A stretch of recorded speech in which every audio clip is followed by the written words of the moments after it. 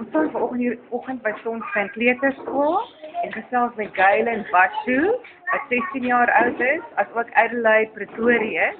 Hulle is albei van Hoërskool Overberg en is besig met 'n projek. Vertel 'n bietjie vir ons, wat doen julle vanoggend hier by Sonskyn Kleuterskool? Ons het 'n gemeenskapstaak gekry by Elma en ons moet 'n verskillende gemeenskap maak en ons het besluit om vir die dag te kom, om hulle te spandeer en om hulle te geniet. Ag, wonderlik. En Adelaide is nou besig om 'n kleintjie se skoenveters vas te maak wat vir haar kom vra het. Adelaide, jy moet so opkyk en vir ons sê wat die projek vir jou beteken. Dat beteken dat ik ook een granaat in de gemeenskap en ik weet het ik wil net een glimlach op hulle gefokuseerd om te sê dat hulle, ek is al vandag iemand toevallig op die jaar weer.